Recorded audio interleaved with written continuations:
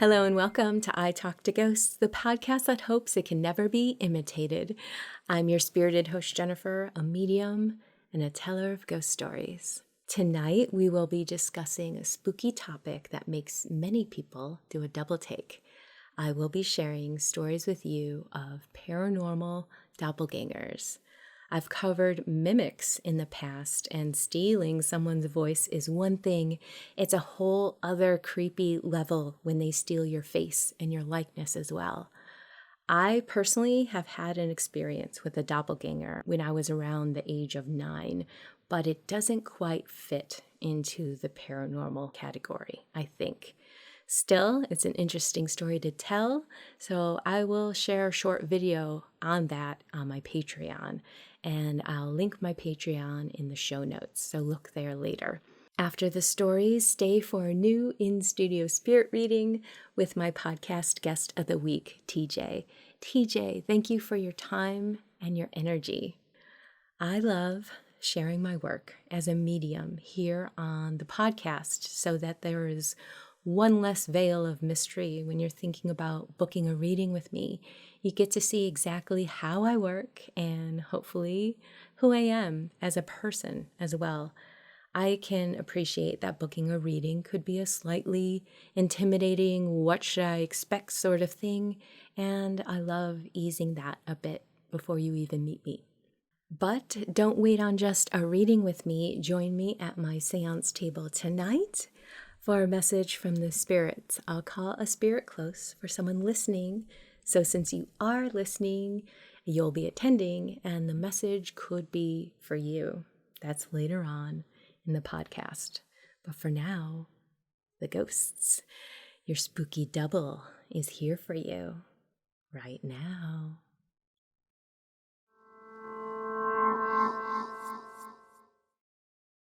This story was submitted by Kelsey. If you'd like to submit your story, please email me at speaknow@italktoghosts.com. Thank you, Kelsey, for sharing your story. When I tell people this story, they immediately ask about the house. How old is it? What event occurred there in the past to influence what had happened to me? But my house is pretty new. No strange history, no deaths. It's just your typical average home. Nothing ever happened in this new home until these events. I was holding my young son as he was drifting off for a nap. As I held him, I looked up and I saw my son sitting in the corner with a grin. I was speechless, because how could that be him when he was sleeping in my lap? A few days later, my son was in the living room when I heard him suddenly talking to someone. I entered the room and found him alone. When I asked him who he was talking to, his eyes went wide and he scrambled backwards. He said he had been talking to his sister. But how could his sister be next to me instead? I looked behind me and no one was there. His sister wasn't even home. The last incident was when my husband saw someone sitting on the living room floor. And to his surprise, he realized he was staring at himself. With that last event, we spoke with our local church for help. The pastor and a few other people came and blessed the entire house. Afterward, we no longer saw anything, but we would still occasionally hear things.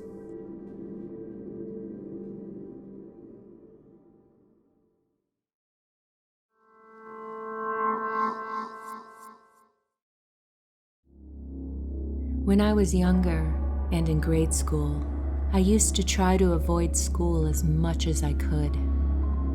I didn't like going, and I do admit I was a troubled kid who used to fake being sick a lot just so I didn't have to go.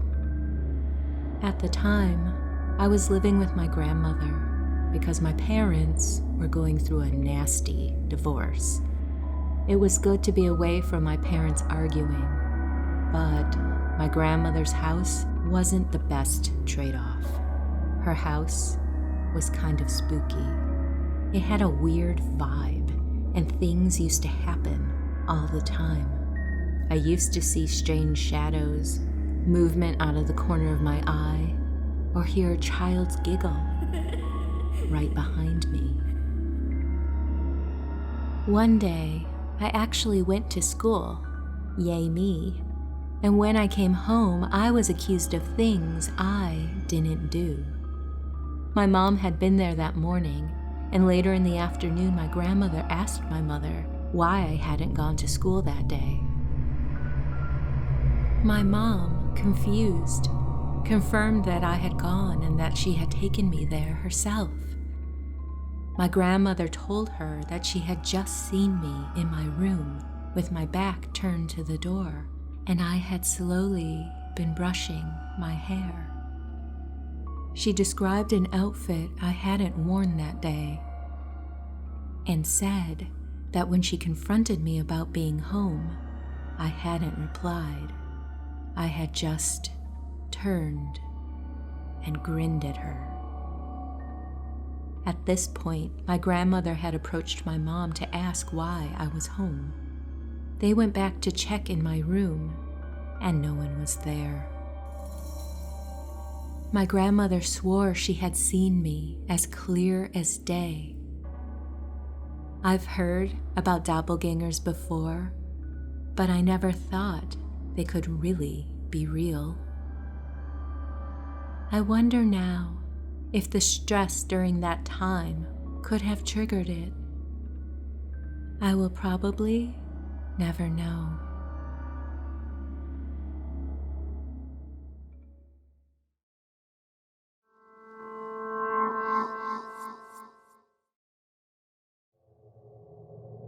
We have lived in 3 different houses, and every single one has had a spooky event to tell about it. Multiple stories, actually, including family and friends who have experienced things there as well. From the time she was little, my youngest daughter was terrified to sleep in her own room due to seeing things, such as a tall man who was even darker than the shadows. Once, she was awoken up by a lady who tried to talk to her, and the name my daughter was told turned out to be a relative who had lived in our family home 50 years prior to us. We are currently renting an old farmhouse. Before moving into this home, my youngest daughter and I were there alone. I was cleaning the upstairs in preparation for the move in. While running the vacuum, my daughter frantically stopped me and wanted to leave. I told her we couldn't just yet, that I needed to finish. She cried and said, "But Mommy, I want to leave because the little girl is copying me and I don't like it." I asked her, "What little girl? What are you talking about?" Thinking somehow my oldest had come over with a family member and was trying to prank scare us. But my youngest said, "I was singing Ring Around the Rosie, and the little girl was singing with me, and I don't like how she sounds like me. I'll show you." My little one began to sing, and I listened. I didn't hear anything until the very end, with the part, "Ashes, ashes, we all fall down." No voices, but it sounded like little footsteps in the downstairs living area. It timed up perfectly as the sound of a little kid walking in a circle and falling down, as the song portrays. I was terrified. I picked up my daughter, I raced downstairs, turned off all the lights, and looked around to make sure no one was there trying to scare us. There was no one. We bolted out the door. We moved in a week later and things were fine starting off. No more strangeness. Until now. I began hearing and seeing what looked like my daughter walking from room to room. Only, it's not her. She would either be sleeping or in a different part of the house, or not home at all. I kept this to myself because I didn't want to scare my family. But a few nights ago, my oldest was upstairs in her room, and my little one was asleep in my bed. She was having a rough night, scared of something, and wanted to sleep in my room with the lights on. I had just got her to sleep when my oldest screamed and came bolting down the stairs. She was screaming and calling for her sister, who, as she could see, was asleep in my arms. My oldest was purely terrified and began crying.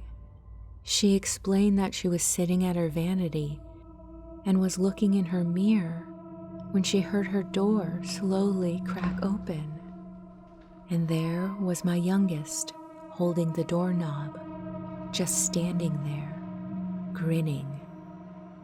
My oldest immediately turned from the mirror to ask her what she was doing up this late, but as she turned to look, her sister was gone.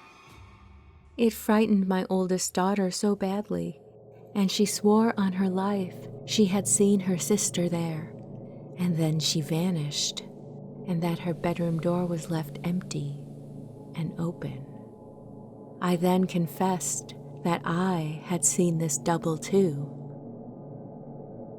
I'm certain we aren't crazy, and I've had others witness things in every home we lived in.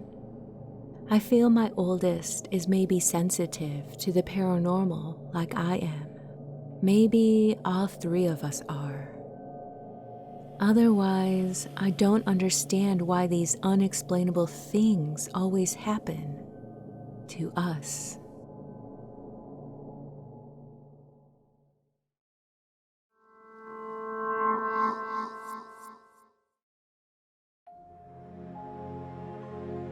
Book a tarot reading with me. Tarot can be a wonderful source for affirmation, validation, and inspiration. To book a session with me, visit italktoghosts.com/readings. Let's see what the cards have to say for you.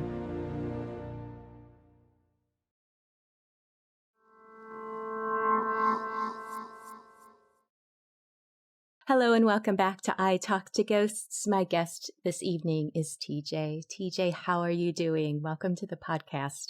I'm doing great, Jennifer. Thank you so much. It's an honor to be here with you. Oh, you're very sweet. Thank you so much. It is an honor for me to be able to do a reading for you because I understand what that ask is and how much, there's vulnerability there. There's mystery and questions, nervousness, confusion. So I completely understand all of that. Okay. The first thing that is being emoted is to encourage you to have faith, to take comfort in your faith. I don't know if this resonates for you right off the bat, but they were coming through like with that in their personality. She's more of a homebody.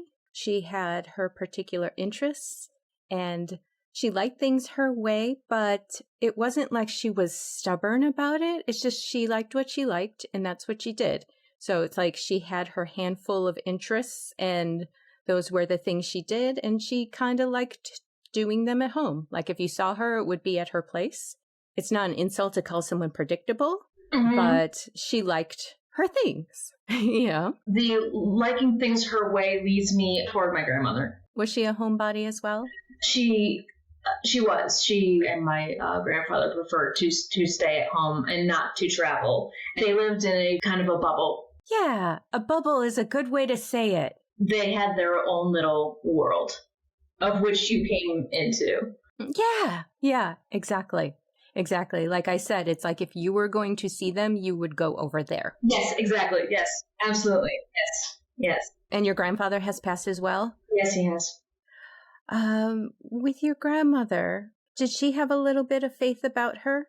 We shared some similar metaphysical beliefs that she didn't really share with anybody else. Yeah, she's bringing that up first because it's like you would know her from this. She wants you to know that she has leveled up. Mm-hmm. And she's sharing this with me. We don't just level up when we leave this earth. We can level up on earth as well. Yeah. And she is not only encouraging you, but seeing you continuing on that path. It can be hard sometimes. Be careful about how you talk to yourself, because that's not helping. Because it never helps anyone, right?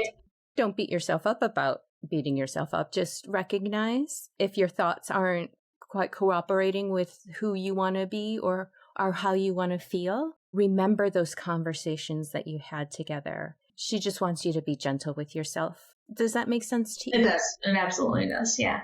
That's nice to hear that coming from her.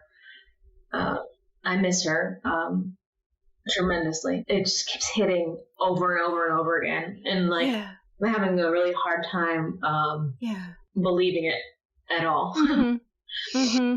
Yeah, because she's talking about you're able to hide some things, like even from yourself, but those doors are going to break open. Mm-hmm. And we think it's safe to kind of tuck it away. She's just encouraging you to hold those emotions and be allowed to feel them. I think we're often scared that how deep is this going to go?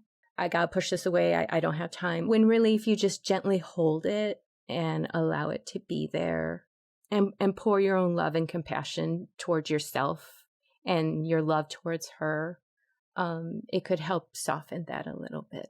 So I wasn't able to see her in the last couple of years of her life. I think that's why I'm having also a really hard time with it. And I just want her to know that I love her so much. Yeah. She says she wants you to connect with the subtleness of everything and that she's still here. It's just different. When we feel emotions towards those we've lost, we reconnect. We're always connected, but it brings that connection stronger and it brings them closer. Just allow yourself to feel that. I think a lot of us are also a little afraid to reach out because we're afraid, well, if I don't feel anything or nothing happens, I don't want that answer, you know? She's just like, trust your intuition, trust your divine knowing. And when you can reconnect with those things, she's just showing me you healing all over the place, you know, in many different aspects, not just with this loss. Yeah. Yeah. Thank you so much for that. Yes, that's very accurate. Yeah. She's like, you are just too hard on yourself. Was your grandfather a little bit of a negative thinker as well? Oh my goodness. Yeah. Yes. Loving and darling, but they both were very, very negative people. He's offering the word curmudgeon. Yes. My grandfather would try so hard not to be. I mean, they grew up in the Depression, and so everything was kind of out to get them. You know, everything was out to get them. So the negativity was very palpable sometimes. Yes, but like kind of adorable in its own way. That yes. So yeah, forgive me if I laugh a little bit. No, it's fine. They're laughing about it too, and I'm glad they are because they didn't laugh about it in the living world. They're very serious about the bad things that could, would, and did happen to them and only them. Your grandfather was showing me this shiny hubcap. Not sure where to connect that. One of the last gifts that he gave to me was his car, and it represented a lot to him. Your grandmother liking particular snacks, keeping those around all the time. It feels like a cookie of some kind, or she was diabetic, but she always had candies out for us. When it's those things you take so much for granted. You'd go over to their house, you'd sit down, there'd always be the same candies, that anyone could take, and it was like so normal. It was so normal until it was gone.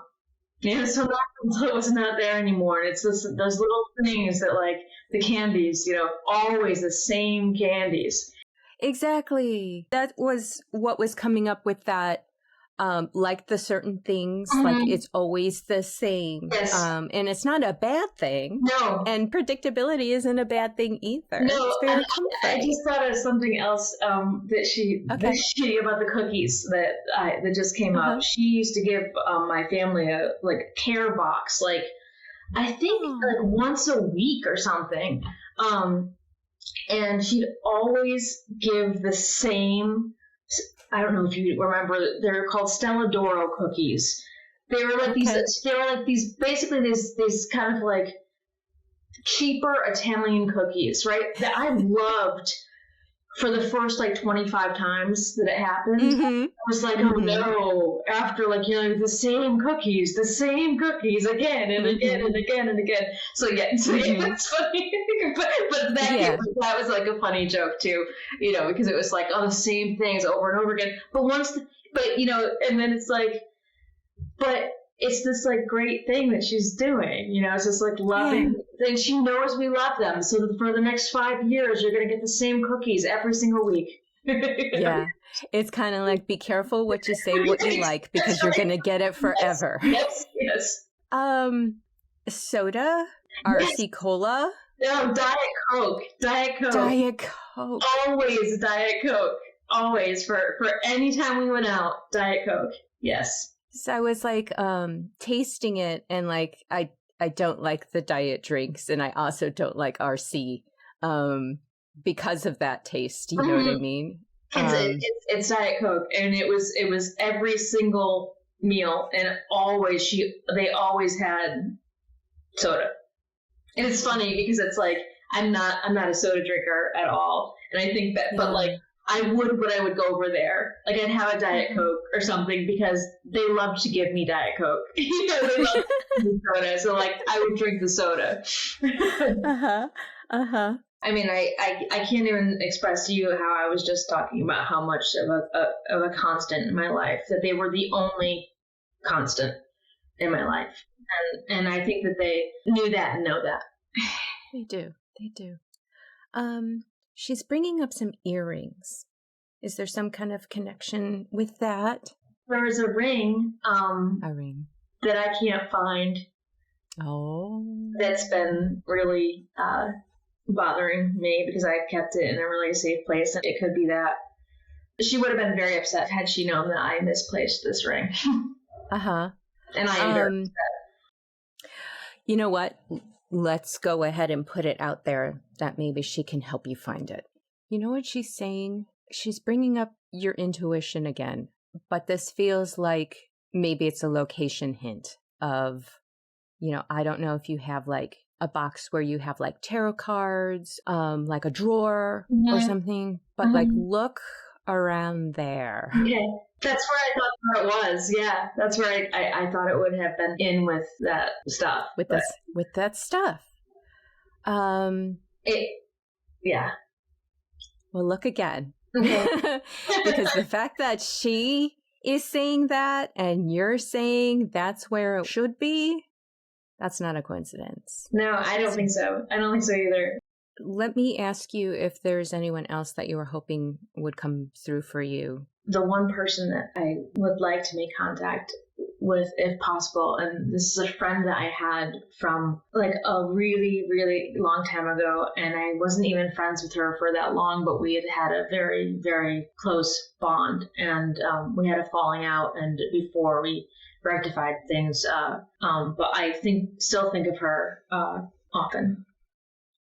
She's coming through as really bright, very jokey, adventurous. Yes. Yeah. Say the two of you are in a room and there's something nervous going on in the other room, right? Presentation. She's like, all right, let's go. Lead. And it's okay, lead the way. And can pull you through and make you comfortable, and just kind of like your social wedge and your adventure wedge. And when we're together, the attitude is going to be fun and the day is going to be adventurous and silly. And even if there's a pitfall, like a flat tire or someone being rude, bounce right off, you know? So she is coming in with all that energy. Oh, she wants to say she loves you. Oh, I love her too.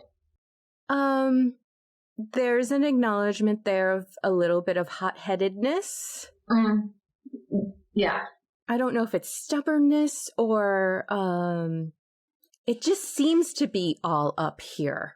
Her way of thinking, or a little bit armor, but also there's a lot of emotion there. Definitely. I mean, she was very complicated, and the adventure and fun stuff kind of got too much. And that's inevitably what made me step back from that I couldn't go where she was going. Yeah. But you couldn't tell her what to do. No, never. Even though it was definitely the better option. But then you come to a certain point where you have to let somebody go. Exactly. It's kind of like, gosh, you're going to do it anyway. All I'm doing is causing a fight or an argument, sort of thing. She wants to kind of explain that she learned at a very young age to push back and do her own thing. And not like authority figures or being told what to do. And she was also very attracted to wild people who could just take her on that ride. Yes. When she was with people who were just very chaotic and crazy themselves, it's almost like, let me just plug into that energy. Absolutely. Because that gets me away from that hurt, that pain, that being told no, all of that. She kind of just wanted to say she's sorry that beam of someone telling her no, she has that reaction, and she's sorry that beam turned on you when you were someone who was just expressing concern. I appreciate that so much. It's so accurate. I can't even tell you. She was one of my favorites, and she was very special. And 20 years later, I think about her all the time. Oh, she just wants to extend her love to you because she thinks the world of you, and she thinks you're just such a great person, and you have aspects of yourself that she wished she could have cultivated in herself. Well, she helped me very much also, so she knows that. Yeah, and that is what friendship is, right? Yes, that's right. I do have a couple messages that I wrote down for you. Don't overthink. Find balance in your thoughts and your emotions. You have been through so much. There's no need to worry now. You know, it's like the worry should have been dumped in the past. Look at what you've gone through. Look at how you're still standing. Why are you holding on to this? And if you can let any of it go, it would help you shine, you know. And I'm not laughing because it's funny. Oh, I know, you know. Surrender to your faith, surrender to your knowing, your intuition, the flow of the world. You know, the universe got you, you know. And when we can quiet the noise and kind of say, all right, analytical brain or whatever it is, shut off, let me just feel, let me just know, you know, connect with that. And I say this a lot, first thing in the morning, so that when life throws something in your way to agitate you, you already have your center. Thank you. So that resonates for you. More than I can possibly say. Yeah. Well, thank you so much for meeting with me. It's so apparent that your loved ones are here for you and still wanting to lend your energy and help you find that ring and everything. Before we go, do you have a personal ghost story that you would like to share? I definitely do. Listener ghost story. Okay, so I grew up in a very haunted house, and I had to basically choose which story I was going to tell you, and I have been wanting to tell this story on a podcast for a long, long time, and it wasn't until your podcast came that I decided it was going to be you. So it was when I was about 14 years old. I had been going through some heart issues that ended up being nothing. It ended up being just anxiety. However, at this moment that this is going to take place, it wasn't quite known. So I was very nervous about it also.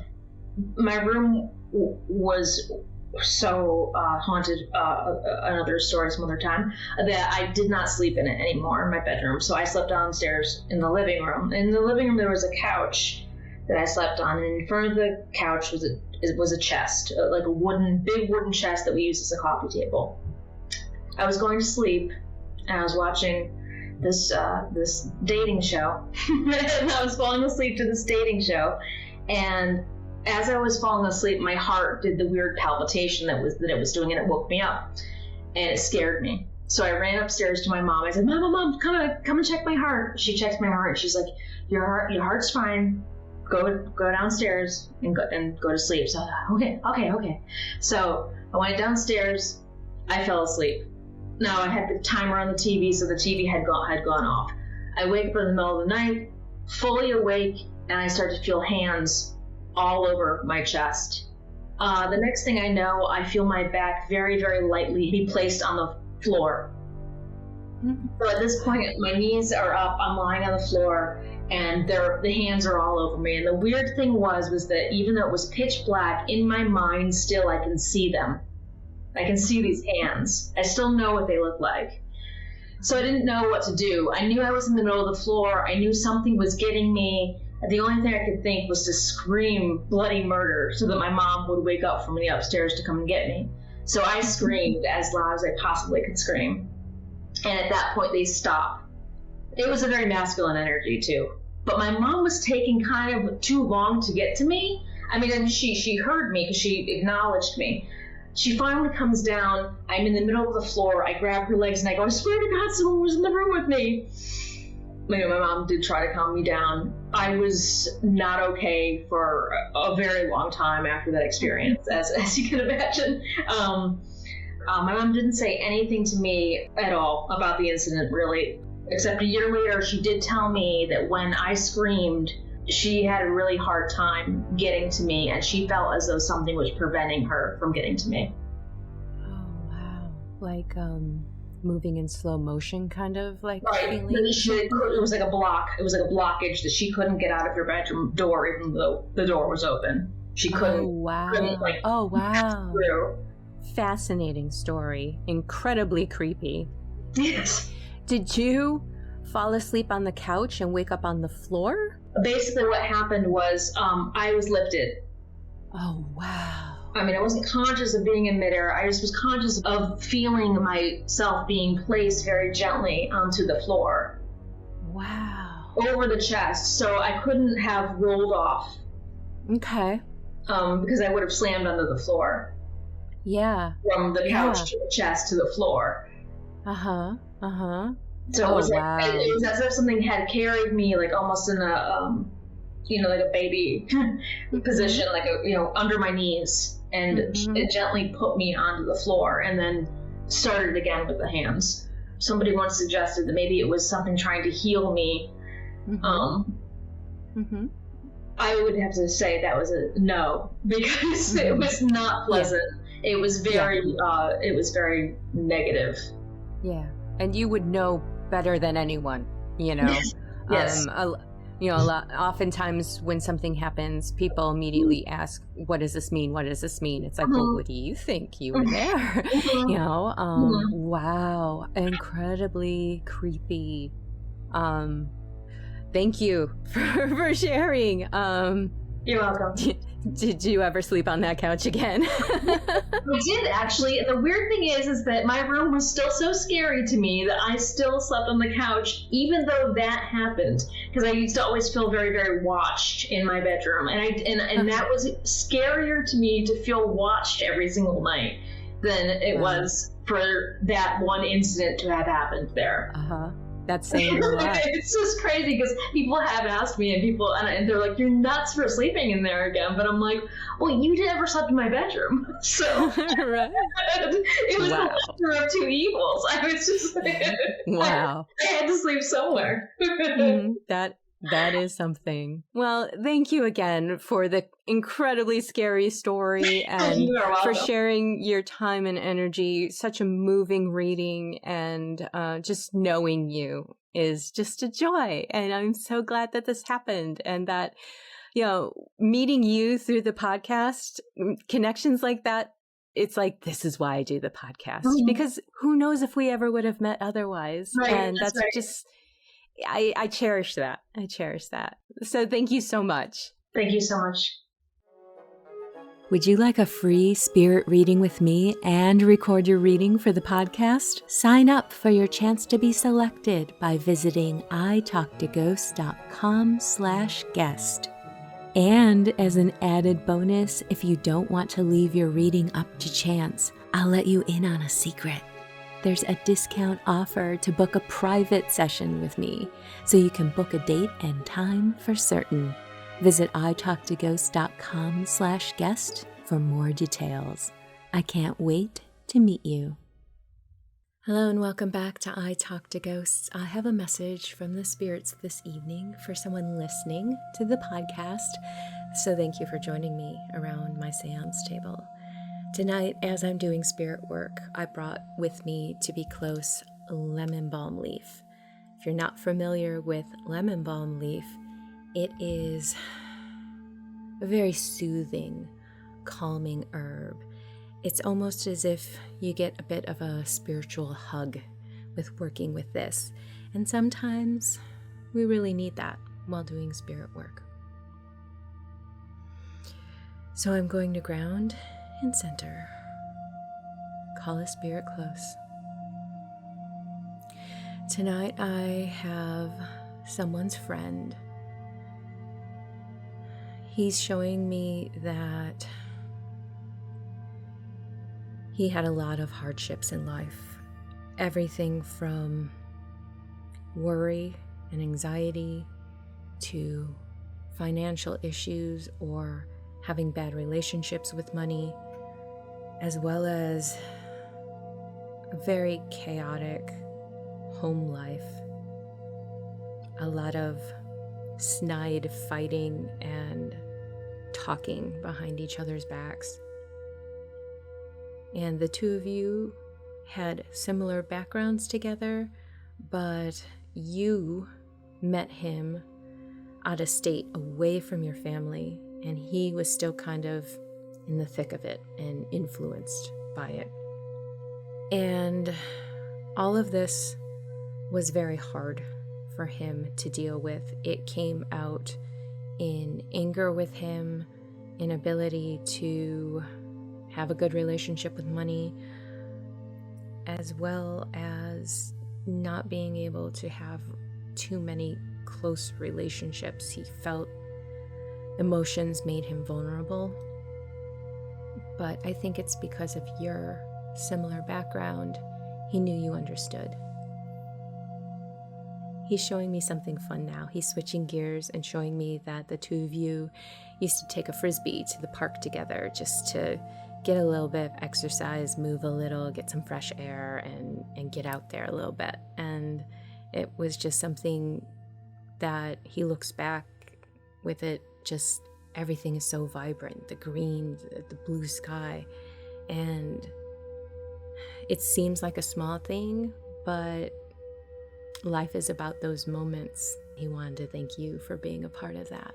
His message for you tonight is he wants to encourage you to have that emotional life that he wasn't able to have. He thinks that you're such a great guy and just have such a wonderful heart, and that you can take your emotions and build that life that you just would love to have. The one that, you look into the future and it's kids and grandkids, and it's this legacy of love and deep relationships. He has this perspective now about how he let circumstances and situations kind of really reflect in him and how he got in his own way of things. And he doesn't want that for you. He wants the exact opposite. I think I'm going to leave it at that. If this message connects for you, I would love to know. So please reach out. You can email me at speaknow@italktoghosts.com. Thank you.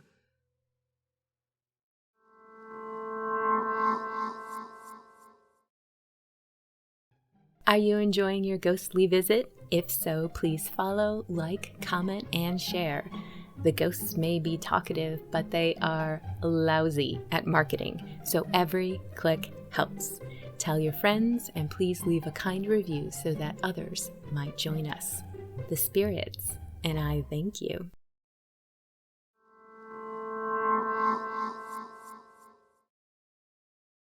Before we part ways into the shadows this evening, I'd like to give a spooky shout out to my Patreon supporters. If you'd like to be included in this monthly thank you, I'll tell you how in a minute.